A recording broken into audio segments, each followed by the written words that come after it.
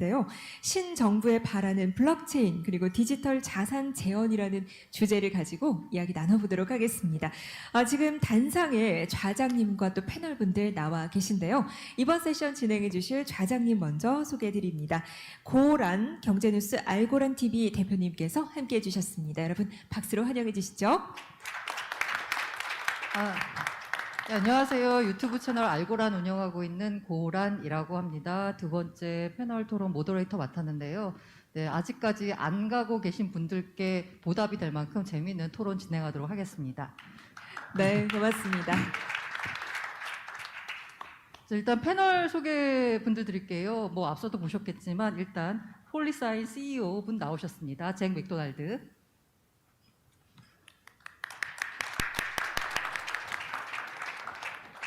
네, 제이슨 오이엔, 코엔 디지털 이사님 나오셨습니다.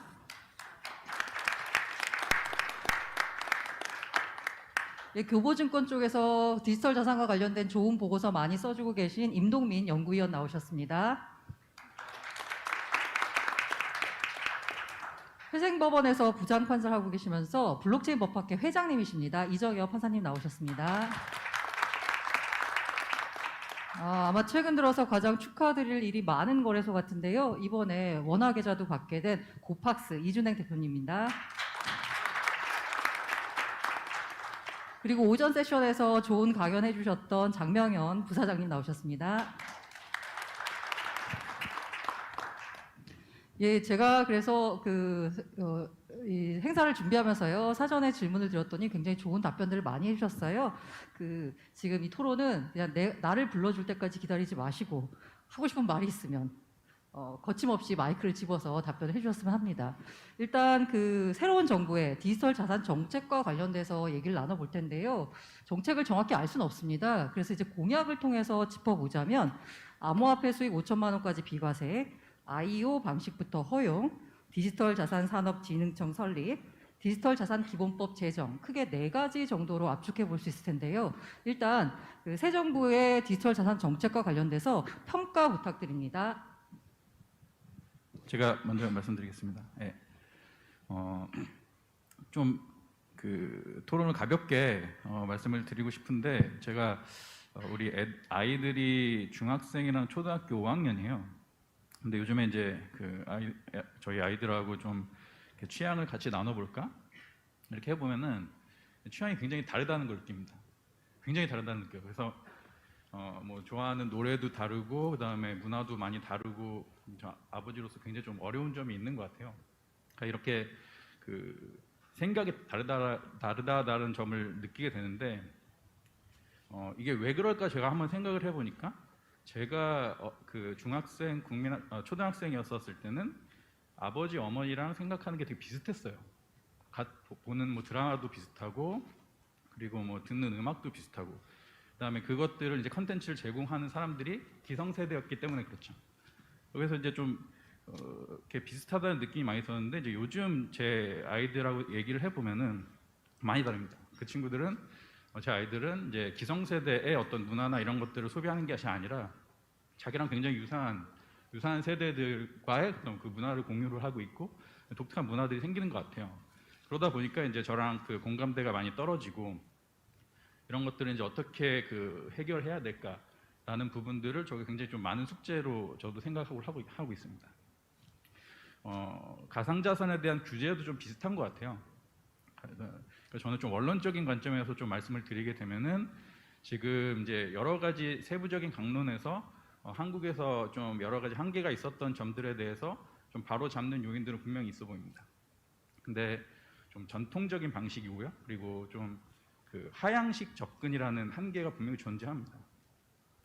전통적이고 하향식 접근이라는 건 좀 장점이 분명히 있는데, 안정적이고 효율적인 어떤 그런 결과를 낼 수 있다라는 장점은 있거든요.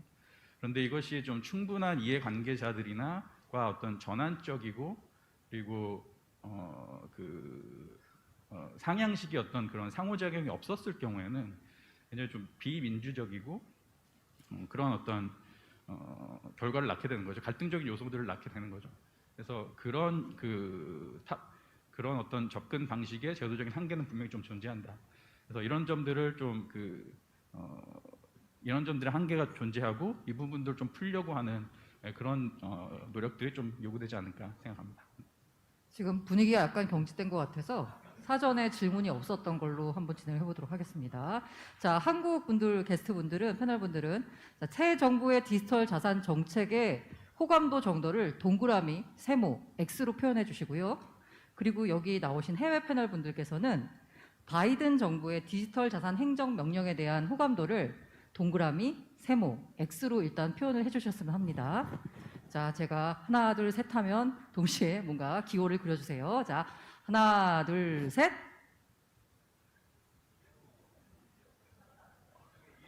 지금 아직 세모, 트라이앵글? 서클? 오케이. Your triangle or circle? 오케이.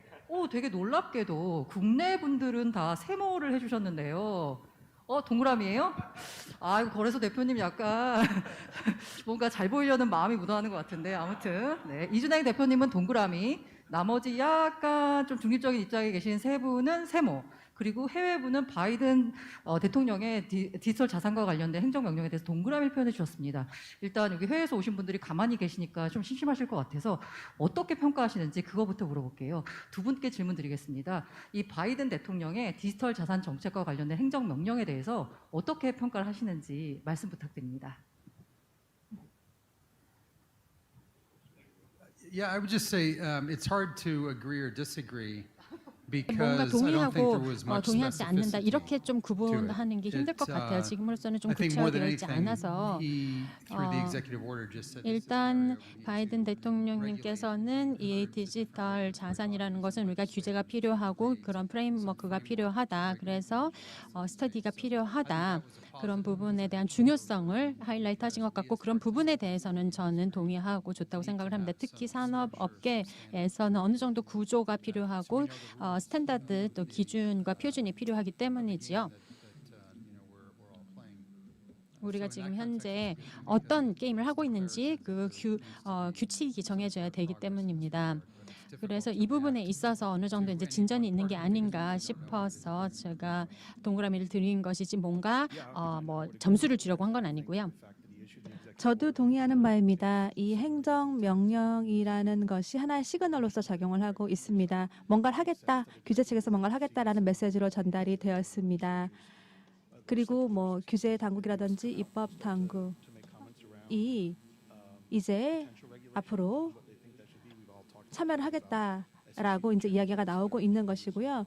또 아까도 정말 많은 이야기가 나왔었는데 이것을 이 디지털 자산들을 증권화한다는 주제도 지금 이야기가 많이 되어야 될 것으로 생각이 되고 있고 또 예치금이라든지 뭐 리저브 커런시라든지 이런 이야기도 지금 포함이 될 것으로 생각이 됩니다. 어쨌든 제가 말씀하신 것처럼 저는 동그라미를 줬었는데요. 왜냐하면 어쨌든 올바른 방향으로 나아가고 있는 것은 분명하기 때문입니다.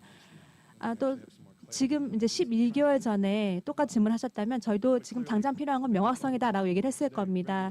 근데 오늘 정말 이야기가 많이 나왔지만 규제가 중요합니다. 또 좋은 규제가 있다면 저희에게 프레임워크를 제공을 해주고 그리고 예를 들어서 뭐 샌드박스 이야기도 많이 나왔지만 저희한테 명확성을 줄 수가 있을 것 같아요. 들어가면 약간 아쉬운 점도 있지만 어쨌든 큰 틀에서는 제대로 방향을 잡은 것 같다라면서 긍정적인 평가를 해주셨는데 국내 분들은 사실 조금 유보적이에요. 일단 동그라미를 해주셨던 이준행 대표님부터 뭐가 그렇게 좋으셨는지. 네. 예, 일단은 뭐 강론들은 되게 많지만 그 좀 총론적인 어떤 접근법들을 봤을 때 이거를 산업으로 인식하기 시작했다. 그런 의지가 좀 강하게 있다라는 거를 알게 된 게 되게 큰 부분이었었고요. 일단 가상자산 산업, 뭐 디지털 산업진흥청 뭐 이런 거를 어떤 특수 기구를 만든다라고 했는데 이 부분에 대해서 필요한 것 같다는 생각을 좀 했습니다. 일단 이게 뭐 금융이면 금융이, 뭐 과기부면 과기부, 각 부마다 이제 맨데이트가 다르기 때문에 전 부서를 아우르는, 전 부처를 아우르는 그런 되게 이게 뭐 바이든 executive order에도 나왔던 내용이긴 하지만 어쨌든 이게 국가 산업으로 봤을 때 전 부처를 아우러서 가운데서 조정해서 산업 정책을 만들고 이끌어 나가겠다라는 필요성에 대한 인지가 있다라는 게 일단 첫 번째로 굉장히 좋았었고요. 그리고 두 번째는 이제 세금 관련돼서 선정비 후 과세 원칙이라고 그런 원칙을 천명을 했는데 그 단지 뭐 지금 세금을 안 내서 좋다 이런 부분이 아니라 사실은 세금이라는 게 그 정부에서 쓸 수 있는 굉장히 큰 그 정책 요소잖아요. 그러니까 일자리를 만들고 세수를 증대시키고 뭐 수지를 개선시키고 이런 정책적 목표들이 있을 때 사실은 세금을 왔다 갔다 하면서 하는 것만큼 되게 좋은 그런 게 없는데 어쨌든 일단 인프라를 먼저 만들고 전략을 만든 다음에 모든 걸 정비해 놓은 다음에 이제 과세에 대한 정책을 입안하겠다라는 어프로치도 어떤 정책 운용의 그 여지를 그 넓히는 관점에서 굉장히 어떤 필요한 요소라고 생각을 했습니다. 이렇게 해서 말씀 주셨는데 그 디지털 산업진흥청 같은 경우에는 약간 논의가 후퇴한 경향이 있어서 아직까지는 확정적으로 말씀드리기 좀 어렵다라고 얘기가 들려오네요. 네. 개인적으로는 그런 공약이 좀 지켜졌으면 좋겠고 그리고 힘이 그냥 청보다는 어떤 부처같이 좀 더 많이 금융위원회처럼 그런 좀 장관급으로 좀 실릴 수 있으면은 더 좀 힘받고 좋지 않을까라는 바람을 갖고 있습니다. 아마 여기 계신 모든 분들이 산업진흥청과 디지털자산기본법 제정에 대해서 아마 찬성하실 것 같습니다. 꼭 이루어졌으면 좋겠고요. 그러면 이정혁 판사님 같은 경우에는 우리 블록체인 법학회 회장님이신데 왜 세모를 말씀하셨는지 뭐가 좀 아쉬운 부분이 있는지 궁금하네요. 예, 좀 아쉬웠던 점은 종전 정부보다 그 블록체인과 이 디지털 자산에 대한 이해가 좀 더 진척된 상태에서 공약이 나왔으면 하는 아쉬움이 있어서 세모를 했습니다. 그러니까 바둑에서 보면 이제 수순이 중요하잖아요. 그러니까 어떤 정책을 어떤 방향으로 해야 되겠다라는 게 제일 중요한데 지금 디지털 자산과 블록체인 이런 것들이 왜 중요하고 왜 지금 해야 되지? 왜 꼭 뭐 인공지능이나 뭐 바이오 혁명 이런 거에 국가 역량을 쏟아부어도 될 것 같은데 왜 블록체인을 해야 되지? 이거에 대한 고민이 없다는 게 좀 아쉽고요. 제가 생각하기에는 지금 비트코인 혁명으로 우리가 가진 모든 정보, 예컨대 제가 지금 여기서 얘기하는 이야기까지도 디지털화된 정보로 바뀌게 되면 자산의 가치를 가지게 된 잠재성이 있다고 생각을 합니다. 이런 자산을 진짜 자산으로 만들려면 이제 디지털 네트워크가 필요한데요. 디지털 네트워크의 특성상 한 번 만들어지면 다른 경쟁자들이 따라가기가 너무 어렵습니다. 예컨대 페이스북 같은 거를 비슷하게 아무리 만든다고 하더라도 이 페이스북이 가진 그 네트워크적 효과 때문에 다른 그런 네트워크가 성장하기가 어렵죠. 지금 여러 가지 뭐 교통이면 교통, 뭐 헬스 모든 분야에서 우리가 가진 정보를 자산으로 만들 수 있는 디지털 네트워크가 만들어지려고 하고 있습니다. 그리고 그 만들어진 자산을 빠르고 안전하게 전송시키려는 여러 가지 노력이 블록체인 네트워크에서 지금 기술적으로 엄청나게 많이 지금 투자도 하고 있고 노력도 하고 있는데요. 그런 어떤 기술적인 근본이 다 만들어진 이후에는 결국에는 전 세계 사람들에게서 가장 호평을 받는 어떤 네트워크가 결정이 될 겁니다. 이미 결정이 된 이후에는 후발주자들이 들어가기 너무 어렵습니다. 그렇기 때문에 미래의 모든 정보가 자산으로 되는 시대에 우리 사회가 좀 더 발전된 정보 사회가 되려면 우리나라에게서 수많은 디지털 네트워크를 만들려는 실험이 있어야 되고 그 실험이 많이 있게 하려면 어떤 정책이 필요한가 이런 질문이 있었으면 좋겠다는 생각을 해봤습니다. 그래서 세모라고 했고요.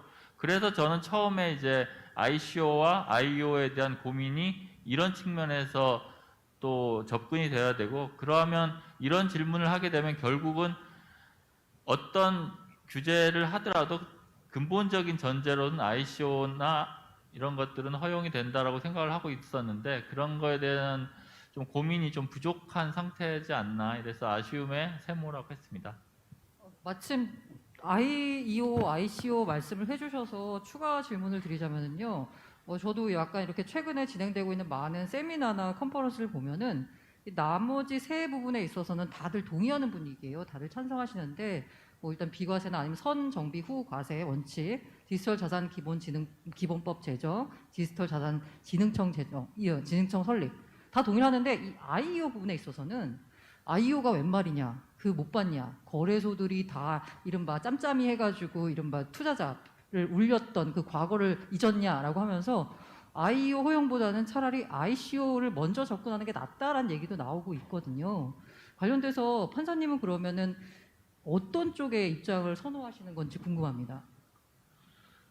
저는 사실은 뭐 두 개 다 한 번씩 해봐도 다 좋다고 생각합니다. 그 IO라고 하더라도 아까 고란 대표님 말씀한 것처럼 문제점이 있는데요. 근데 그거는 전통적인 우리 국내 시장만 생각하면 당연히 이제 받아들이기 어려운데 전 세계적으로 600개 거래소가 서로 경쟁한다는 점을 생각을 해보면 아까 말씀드린 뭐 짬짬이로 그 자기 고객들에게 피해를 입히는 거래소면 한두 번은 성공할지 모르지만 금방 시장에서 퇴출될 거라고 생각을 합니다.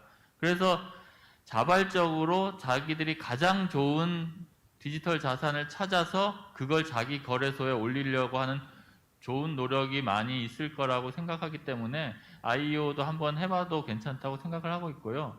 ICO는 근본적으로는 제가 예전에 했던 제 책에서도 무조건 해야 되고 이건 시대에서 인터넷을 통해서 다양한 초기 블록체인 프로젝트에 투자하고 싶은 시대적 욕구 때문에 자발적으로 생겨난 어떤 자본 조달 시스템이기 때문에 이거는 무조건 도입을 해야 된다고 생각을 합니다. 다만 그 ICO와 관련된 여러 가지 그 ICO로 모은 자금을 바로 그 프로젝트 팀에게 주는 거는 여러 가지 문제점이 있다는 게 밝혀졌으니까 소위 이제 아파트 시행사에게 직접 그 선분양한 자금을 주지 않고 일정 기간 예치하는 것처럼 다양한 그런 그 투자자 자금을 보완하는 여러 제도를 만들면 충분히 ICO도 허용할 수 있다고 생각을 하고 있습니다. 네, 좀 길었나요? IEO의 주체가 될 수 있는 거래소 입장은 어떤지 또 궁금한데요. 저희 입장은 이거 허용을 해주는 게 당연히 맞는 것 같고 그리고 지금 사실 ICO 정말 솔직하게 말씀드리면 ICO 금지도 좀 실효성이 좀 적기는 하잖아요. 근데 이게 막을 수 없는 거를 그러니까 현실적으로 내국인 상대로 토큰을 발행해서 그 대가로 이제 뭐 돈을 받는 이런 행위를 실질적으로 막을 수 없는데 이제 이거를 못하게 막아놓으면은 결국은 그 인력 유출이나 어떤 자본 유출만 일어날 뿐이거든요. 결과적으로는.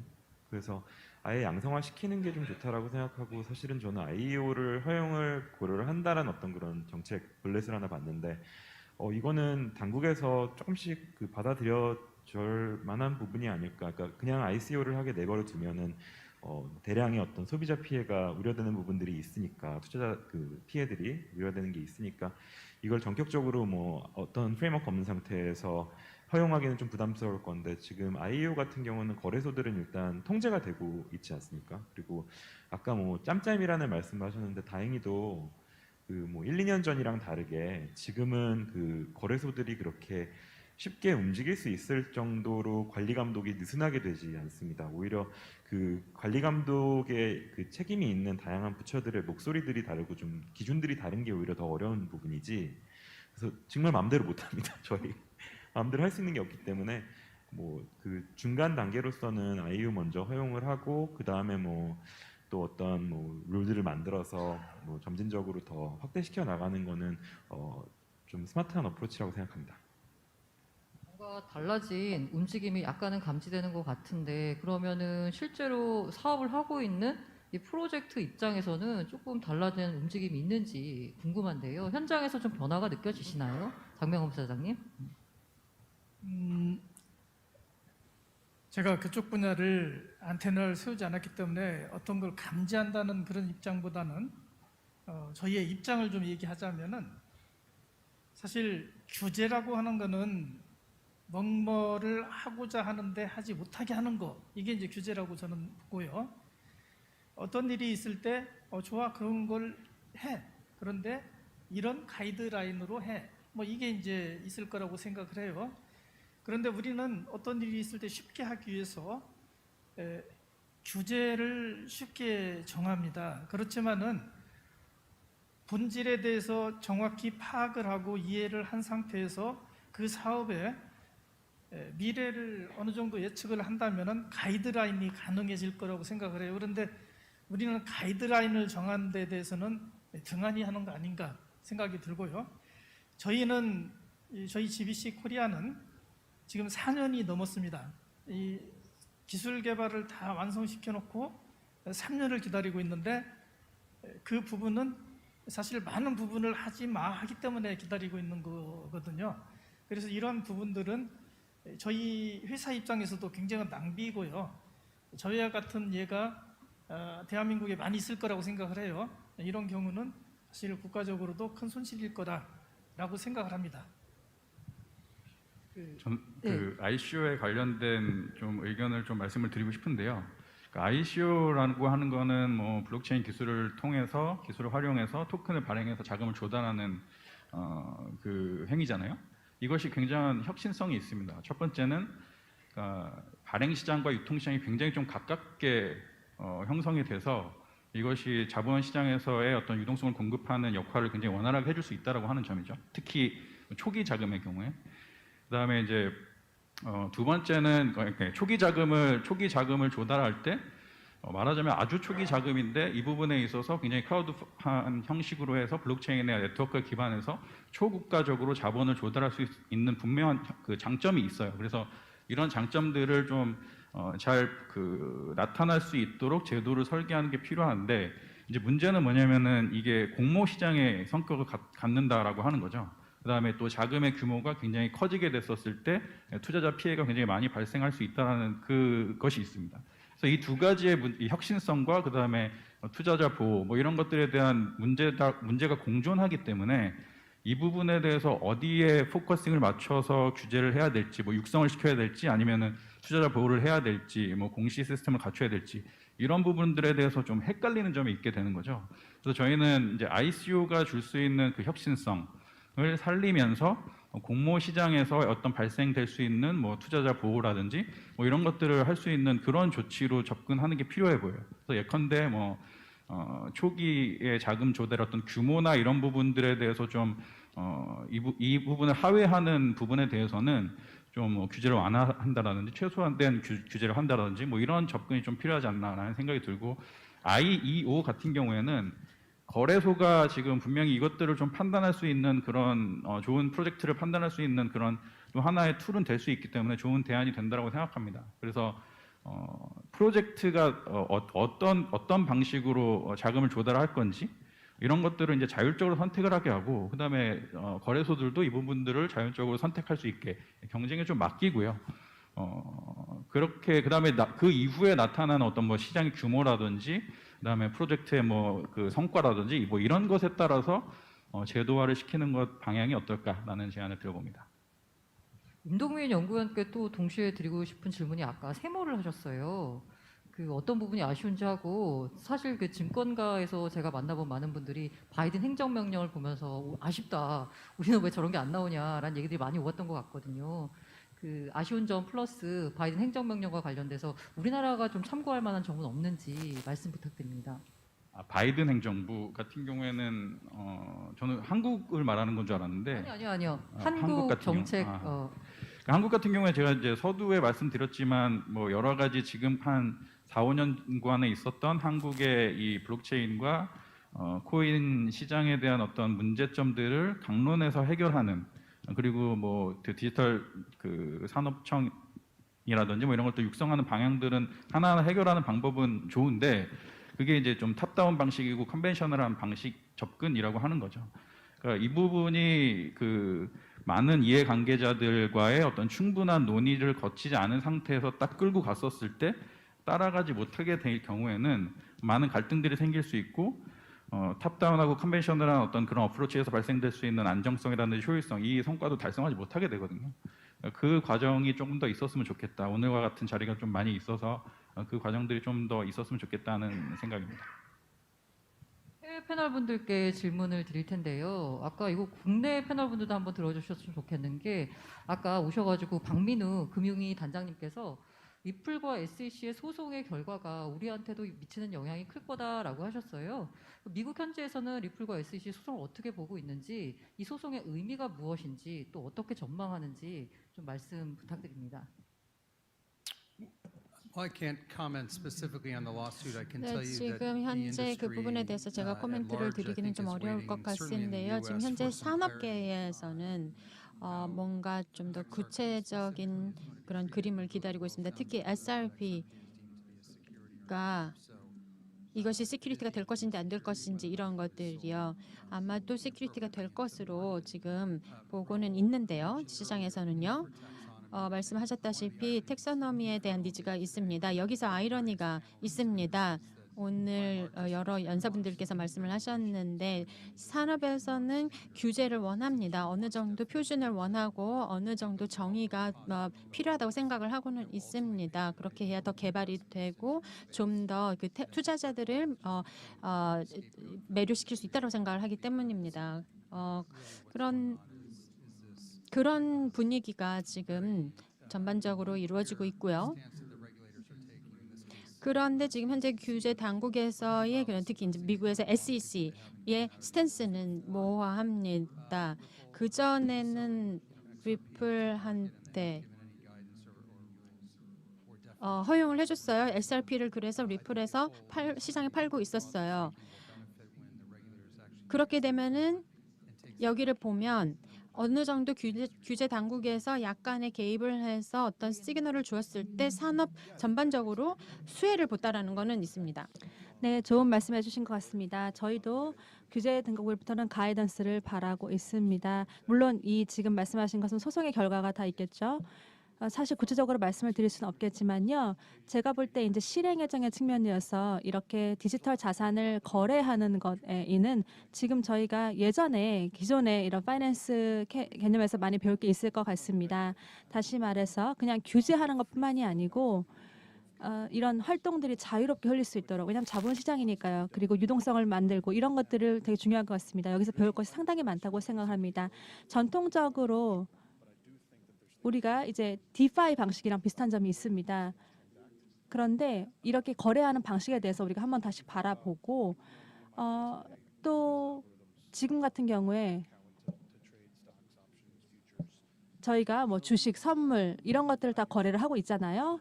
그런데 5년 후에, 10년 후에는 똑같은 디지털 자산들도 그런 식으로 그 비슷한 방식으로 거래가 될 수 있을 거라고 생각합니다. 하지만 그렇게 하기 위해서는 정확한 용어는 모르겠지만 샌드박스가 뭔지 정확하게 이제 명확하게 알려져야 되고 뭘 허용이 되지 않는지를 알 필요가 있습니다. 그리고 우리가 경쟁을 하고 있잖아요. 업계 내에서. 그런데 그 안에 프레임워크가 명확하게 그려져 있어야 할 것입니다.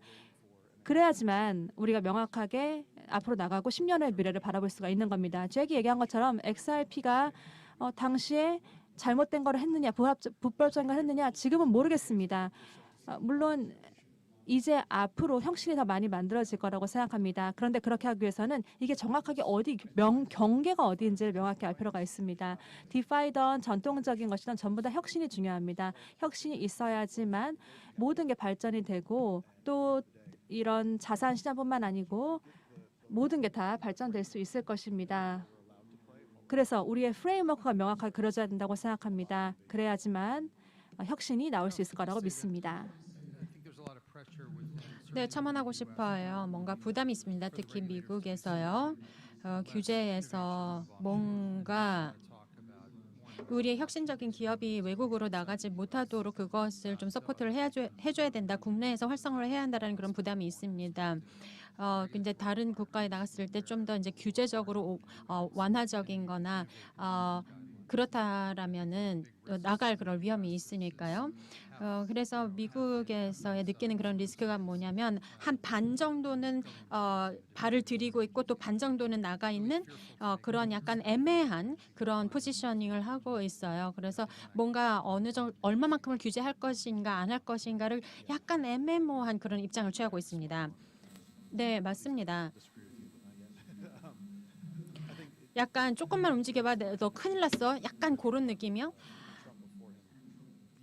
네, 재무부 같은 경우에도 미국 달러가 지금 사실 굉장히 중요하고 그게 또 얼마만큼에 있는지도 미국의 굉장히 중요한 정보입니다. 그래서 이미 이것만 봐도 스테이블 코인 같은 것들을 저희가 이제 미국을 달러를 기축으로 하고 있는데요. 제가 볼 때 지금 중요한 것은 지금 저희 워싱턴 DC에도 워싱턴 리서치 그룹이라는 팀이 있습니다. 그리고 여기서 고객들한테 하나 얘기하는 게 뭐냐면 바로 이제 의회에서 바라는 게 있다면 빠르게 추진해 달라는 거죠. 그러니까 미국 달러가 지금 리저브 커런시 스테러스 자체를 놓쳐서는 안 된다는 겁니다. 미국 기업들이 해외로 나간다 규제 문제 때문에. 그런데 제가 어제 크립토컨트 주기영 대표를 인터뷰하는데 여러 가지 이유 때문에 마이애미로 회사를 옮긴다라고 하시더라고요. 그걸 보면서 사실 한국보다는 미국이 더 사업하기 좋아서 이제 옮기신다는 걸 보면서 조금 굉장히 좋은 회사가 해외로 나간다는 점에서 조금 안타까웠습니다. 어쨌든 디지털 자산 시장은 계속 진화하고 빠르게 발전하고 있는데 이 규제라고 하는 건 사실 언제나 뒤처질 수밖에 없어요. 그래서 특히 우리 판사님한테 법을 집행하고 계시는 판사님한테 여쭤보자면 법 제정 방향에 있어서 디지털 자산 기본법에 대해서 지금 전반적으로는 찬성하는 목소리가 많은데 오히려 이런 법이 혁신의 발목을 잡지는 않을까 걱정이 되는 것도 사실입니다. 이 부분에 대해서는 어떻게 평가를 하시나요? 예, 뭐 진짜 문제가 뭔지를 알려면 일단 실태 조사를 해야 되겠죠. 그냥 저가 이제 저희 동료 판사님들하고 이제 블록체인 법학회라는 걸 하고 있어서 지금 2017년부터 지금 올 4월까지 가상자산 혹은 뭐 코인, 가상화폐 이런 검색어로 문제가 된 분쟁을 살펴봤습니다. 그걸 이제 할례벽선이라는 명칭으로 이제 출간하려고 준비 중인데요. 그러니까 제가 여기서 드리고 싶은 말씀은 지금 가상자산이라든지 아니면 가상자산이 어떤 형태로 미래로 될 것인가에 대해서 지금 우리가 미리 추측하고 예정된 위험에 대해서 미리 규제를 하는 것은 사실상 잘못된 판단일 가능성이 되게 많다는 것입니다. 실례로 2017년부터 올해까지의 여러 가지 문제를 보면 대부분의 문제는 사기, 유사수신, 그 다음에 방문 판매법 위반 거기에 집중되어 있거든요. 다른 것들은 별로 이 사회에서 문제가 되지 않았습니다. 그래서 사기와 유사수신을 막기 위한 법을 이제 가상자산 기본법에 넣는다고 할 때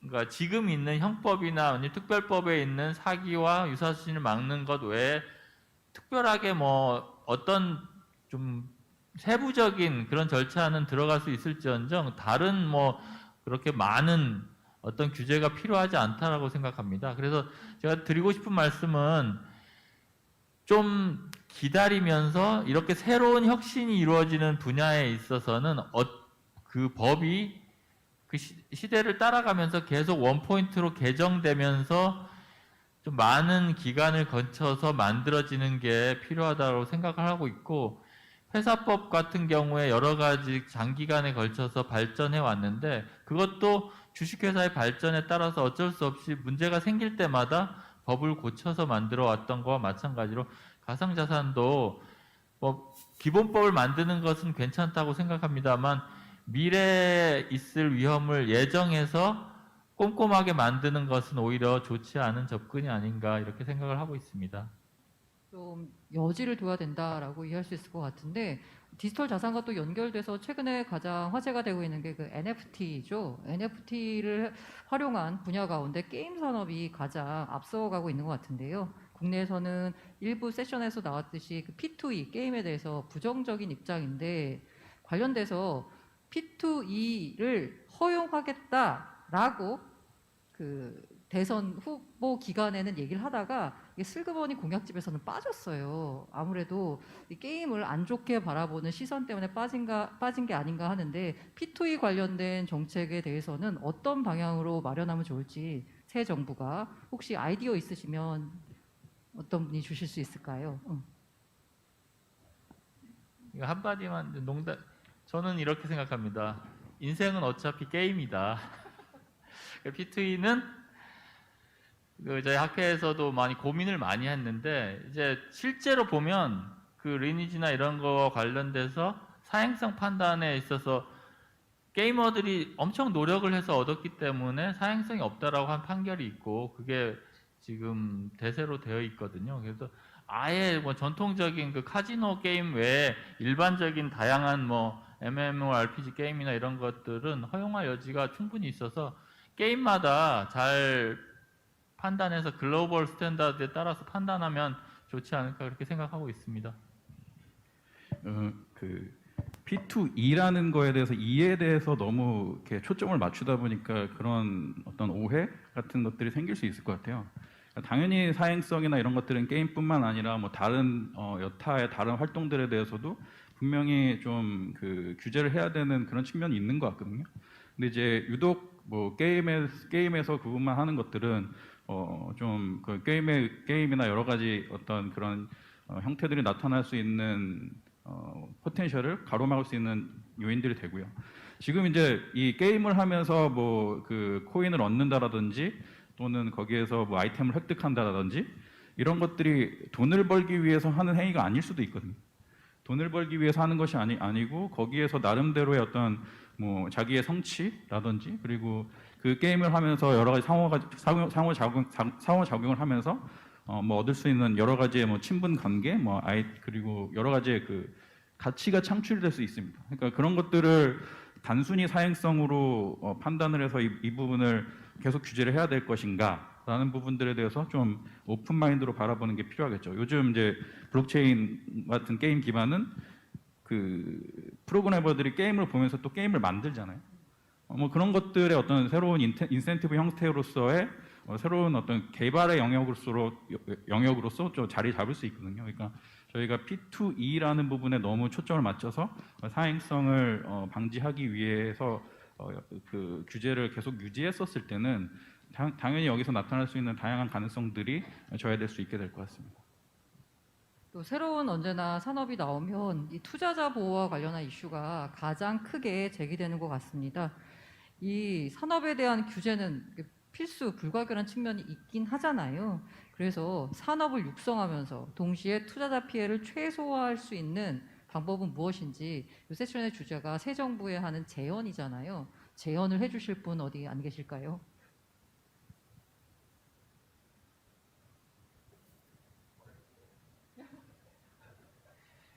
그 사실은 강론적으로 얘기를 하면은 이런 거는 좀 그 너무 비효율적이게 되고 일단 제일 중요한 것 자체가 그 정책의 목표를 딱 세워놓고 이제 그거에 대한 국민적 공감대를 얻는 그 프로세스를 좀 가졌으면 좋겠다는 생각을 갖고 있습니다. 이게 굉장히 난해한 기술적인 용어들이 엄청 많이 나오고 특히 이제 기성세대들 입장에서는 뭐 받아들이기 힘든 개념들, 좀 정말 실체가 안 느끼는 개념들 이런 것들만 자꾸 나오고 이제 뭔가 이렇게 좀 뭐 혁신, 뭐 미래, 뭐 이런 말만 하고 하니까 이게 사실은 좀 보수적인 관점 갖고 계시는 분들한테는 되게 와닿지가 않거든요. 근데 아예 그냥 하드하게 그냥 정책 목표를 놓고 정책 목표라 그러면은 사실 제일 하드한 거는 결국은 일자리랑 세수랑 그 다음에 이제 외화벌인데 그냥 그 관점에서 놓고 보면 사실은 그냥 그게 전부입니다. 사실은 나머지는 되게 파생되는 것들이고 사실 그게 전부인데 이제 이거를 산업으로 어프로치를 해가지고 키웠을 때 일자리도 늘어나고 그 다음에 뭐 수지도 개선되고 뭐 수출을 통해서건 자본 유입을 통해서건 수지도 개선되고 결과적으로 뭐 지금은 그렇지만 나중엔 세수도 많이 들어와가지고 이 재원으로 복지도 많이 할 수 있다. 그러게 하기 위해서는 이러이러한 원칙을 지켜야 된다. 그러니까 이런 어떻게 보면은 강론적인 부분들, 뭐 NFT 같은 경우도 얘기가 되게 많이 나오고, 뭐 IO, P2E 이런 키워드들이 되게 많이 있는데 이건 결국은 큰 산업의 어떻게 보면 한 부분일 뿐이거든요. 그래서 하나하나의 어떤 그런 쟁점들을 놓고 얘기를 하다 보면은 결국은 정치적 논쟁밖에 안 되는 것 같고, 프레이밍 들어가게 되고, 이제 막 코끼리는 쳐다보지 마, 뭐 약간 이제 이러면서 이제 앞으로 나가기가 너무 힘들어지는, 특히 우리 사회의 어떤 그런 특성을 봤을 때. 그냥 정말 하드하게 이걸 산업으로 했을 때는 이게 이렇게 늘어나고 그럼 여기서 A, B, C, D 리스크가 있는데 우리가 감수할 수 있는 게 무엇이냐 이런 방법으로 그러니까 이런 방향으로 좀 논의가 만들어져서 국민적 공감대를 만드는 그런 과정이 뭐 앞으로 한 1년 동안은 좀 있었으면 좋겠다라는 생각입니다. 그리고 한국에 이런 코로나 시국에 어렵게 오셨는데요. 이 두 분께 우리 새로 출범하는 정부의 이 디지털 자산 정책과 관련돼서 어떠한 조언을 해주실 수 있는지 조언 한마디씩만 부탁드립니다. I would say the critical 네, 저는 first step is just to work on the definition. 우선 가장 중요한 스텝은 정의를 먼저 내려야 한다. 이 토큰이라든지 디지털 자산이라든지 아니면 시큐리티 토큰, 페이먼트 토큰 이런 것들이 정확히 무엇인지, NFT는 뭐면 IC는 뭐고 IO는 뭐고 이런 것들을 정의를 명확하게 내릴 필요가 있습니다. 왜냐하면 일단은 이해를 해야 됩니다. 우리가 말하고자 하는 것들이 무엇인지, 이런 자산들이 뭐가 다르며 이것들을 시큐리티로 볼 것인지 아닐 것인지 그렇게 하고 나면 좀 더 논리적으로 이 규제 프레임워크를 만들 수 있을 것 같고요. 두 번째로는 좀 더 그저 이때까지 있었던 프레임워크를 다시 쓴다기보다는 조금 더 과감하게 나섰으면 좋겠습니다. 조금 더 파괴적이고 파워풀하고 혁신적이고 그런 이니셔티브가 지금 이루어지고 있지 않습니까? 그래서 그런 부분에 있어서 오픈 마인드를 가지시고 어프로치를 조금 더 과거에 너무 연연하지 마시고 좀 더 미래를 내다라 보면서 이런 구조를 활성화할 수 있는 방향으로 나갔으면 좋겠습니다. 네, 정말 새로운 분야가 지금 탄생이 되고 있습니다. 그렇기 때문에 과거에 있었던 거를 다 그대로 쓸 수는 없고요. 또 규제라는 것을 얘기함에 있어서 이렇게 새로운 산업인 경우에는 특히나 사람들이 가장 많이 관심을 가질 것이 이제 고객들을 파악하고 또 지금 뭐 우크라이나 사태라든지 러시아 제재 이런 걸 봤을 때도요. 푸틴이 자신들이 그의 크립토를 활용해서 뭐 돈 세탁을 한다 아니면 제재를 회피한다 이런 얘기가 많이 나오고 있습니다. 그래서 크립토 거래라는 것은 이런 조금 더 투명한 거래가 중요할 것이고 특히 지정학적인 요소들도 앞으로 많이 환영가 될 거라고 생각이 숨이 됩니다. 쌍관 방식으로 해서요. 나는 새 정부의 디지털 자산 정책 보좌관이다라고 빙의하셔가지고 이것만큼은 꼭 넣겠다 하시는 정책을 한 가지씩만 순서대로 동민님부터 인동민 연구원부터 순서대로 한 마디씩 해주시고 오늘 토론을 끝내도록 하겠습니다. 자, 동민님부터. 나는 정책 보좌관이다. 그 디지털 자산과 뭐 가상 자산의 의견을 담을 수 있는 공론장을 꼭 만들어야겠다. 자, 공론장을 만들어야겠다. 이정엽 판사님. 저는 계속 많이 얘기를 했었는데요. 투자 받는 자금을 그 프로젝트 팀이 아니라 뭐 객관적인 관리 감독을 받는 곳에 신탁을 한다면 그 조건으로 ICO는 허용해주는 쪽으로 정책을 해보고 싶습니다. 투자금을 제3의 기관에 신탁하는 방식으로 ICO는 허용해야 한다. 저 사실 제 입장으로 얘기했고 진짜 보좌관으로 얘기한 게 있는데 그 보좌관이라고 하면 아까 말했던 것처럼 뭐 디지털 뭐 자산진흥청 그 아예 그냥 부 이상으로 격상시켜서 뭐 국무조정회의에도 들어갈 수 있게끔 했으면 좋겠다. 이제 요게 있고 개인적인 어떤 작은 바람으로는 거래소에 외국인들 비거주자들 좀 들어올 수 있게 했으면 좋겠을 것 같습니다. 이거 사실은 이게 돼야지. 그 거래소 서비스랑 토큰들도 수출 품목입니다. 반도체만 수출 품목이 아니라 서비스도 수출 품목이고요. 삼성 주식이나 어떤 이런 뭐 우리나라 스타트업들만 우리나라 그 자본 유입할 수 있는 그 자본 상품이 아니라 토큰도 자본 상품입니다. 네. 자, 그 큰 틀에서는 디지털 자산 산업진흥청이 아니라 디지털 자산 산업진흥부로 격상시켜 달라. 개인적인 거래소 대표 입장에서는 야, 삼성전자만 수출하냐? 우리도 수출할 수 있다. 외국인들도 계좌 개설을 통해서 우리나라 서비스를 외국인들에게 제공해서 외화벌이를 우리 고팍스가 하겠다. 네, 장명훈 부사장님. 좀 뒷북치는 얘기를 좀 해야 될 것 같은데 저는 과거에 지도를 만들어 본 적이 있어요. 디지털 지도죠. 근데 지금부터 한 20여 년 전부터 계속적이고 지속적으로 디지털 지구를 만들고 있습니다. 뭐 구글은 물론이고 전 세계에 있는 많은 학교나 이런 데서 디지털 지구를 만들고 있는데 사실 모든 사물은 디지털화할 수 있고 디지털화된 모든 것들은 유동화할 수 있습니다. 그리고 유동화된 모든 것들은 사실은 거래하는 거고 이런 상황이 되는 건데 그러면은 지금 지구가 디지털화되고 있고 거기에 있는 모든 것들은 다 유동화될 수 있는 거고요. 이렇게 바라보자면은 정부가 마치 여러 가지 붐이 있고 또 많은 사람들이 호응하고 있고 또 그쪽의 세력을 놓치면 안 되기 때문에 어떤 정책을 펴고 이런 것보다는 정말 필요하냐 이거가 먼저 선행이 돼야 될 것 같고요. 정말 필요하면은 거기에 대해서 어떠한 정책이 선심적인 거가 아니고 실질적인 거로 이제 펼쳐져야 될 건지 이런 거가 논의돼야 될 거로 생각합니다.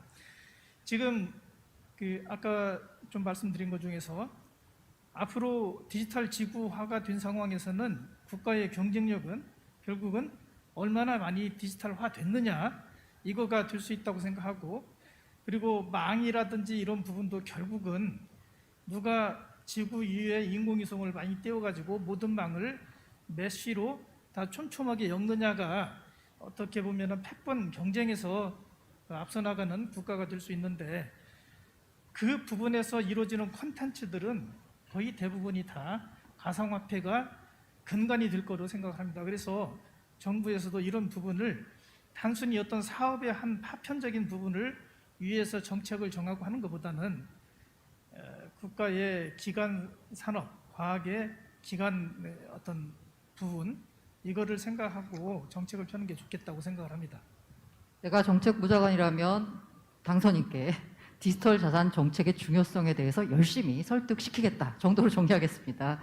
네, 이로써 패널 토론 세션 2는 마치고요. 오늘 행사 많이 지금까지 남아주셔서 시청해 주셔서 감사드리고 패널 분들하고요. 네, 모두 박수로 끝내는 걸로 하겠습니다. 감사합니다. 네, 고맙습니다. 수고해주신 좌장님께도 여러분 박수 한번 부탁을 드리겠습니다. 네, 고맙습니다. 주어진 시간이 정말 아쉬울 정도로 다양한 이야기 들려주셨는데요. 오늘 마지막 순서였던 만큼 소중한 인사이트도 들려주셨습니다. 고맙습니다.